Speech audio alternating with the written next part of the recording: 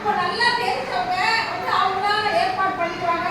BSc முடிச்சிருக்காங்க, அதாவது plus two முடிச்சிருக்கிறான், சயின்ஸு மேத்ஸு இங்கிலீஷ் அது மாதிரி முடிச்சிருக்கா, நம்ம வந்து இதை எடுத்துட்டு போகலாம். அதாவது ஒரு சில டைம்ல இன்ஜினியரிங் மட்டுமே படிச்சுட்டு இருந்தாங்க இல்லையா? அப்புறம் கொஞ்சம் மாறிச்சு. அதுக்கு முன்னெல்லாம் என்ன பண்ணுவோம் அப்படின்னா, ஒரு தெருவுக்கு 2 இன்ஜினியர் இருப்பாங்க, இல்லை ஒரு டாக்டர் இருப்பாங்க. ஆனால் இப்போ அப்படி இல்லை, நிறைய டாக்டர் இருக்காங்க. இது மாதிரியான ஒரு சில விஷயங்களுக்கு இது வழிகாட்டியா இதுக்குள்ளே போட்டுருக்காங்க. நீங்க ஏன் மணற்கேணி அப்ப ஒவ்வொரு பேரண்ட்ஸும் டவுன்லோட் பண்ணணும்னு கேட்டா இதுதான் வந்து 10th படிக்கலாம் +2 படிக்கலாம் இல்ல, அதுல வந்து நிறைய விஷயங்கள் இருக்கு. உயர்கல்வி வழிகாட்டி இங்க பாருங்க, அறிவோம் தெளிவோம். இதுல ஒவ்வொரு மீடியத்துக்கும் உண்டான ஒரு சில விஷயங்கள், சந்தேகத்துக்கு உண்டான விஷயங்கள்லாம் இதுல இருக்கு. அதை என்ன பண்ணணும், நம்ம அதை பார்த்தாலே +2 படிக்கிறாங்க, 7th படிக்கிறாங்க, 6th படிக்கிறாங்க, 6th 12th வரல இருக்கு. அதுக்கு அடுத்து நீட் சி வினாத்தாள்.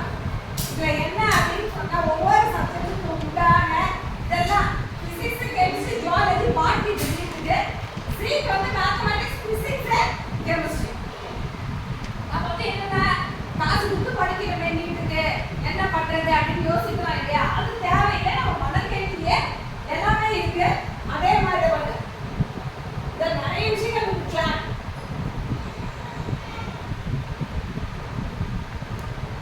அதாவது என்னென்ன எதை பார்த்துக்கலாம் அப்படிங்கறத கண்ட்ரோல் ஆஃப் இம்யூனிட்டி எல்லாத்தையுமே அந்த ஃபுல்லா டிஸ்கஸ் எப்போ என்ன ஏதுன்றது எல்லாத்தையும் இதை பார்த்தே நம்ம எல்லாத்தையும் தெரிஞ்சுக்கலாம். ஒவ்வொரு விஷயங்களும் இதுலயே தான் இருக்கு.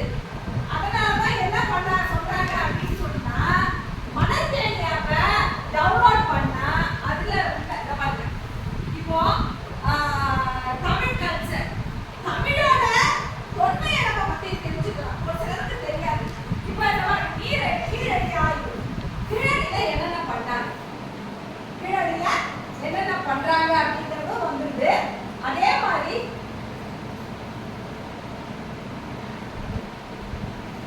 இந்த மாதிரி ஒவ்வொன்றுத்துக்குமே காணொலி போட்டுக்கிறதால நம்ம அந்த காணொலியை பார்த்து தெரிஞ்சுக்கலாம். இப்போ லோக்கல் இருக்கிறவங்க யாருக்காவது தெரியுமா எந்த இடத்துல? இப்போ நம்ம எல்லாமே ஆதிச்சநல்லூர், கீழடி அப்படி பார்த்துட்டு தான் இருக்குமே தவிர ஒவ்வொரு விஷயங்களும் எங்க இருக்குது, இந்த ஊர் எங்க இருக்குது, அங்கே என்னென்ன அகழ்வாராய்ச்சி நடக்குது அப்படிங்கிறத சொல்லிடுவாங்க.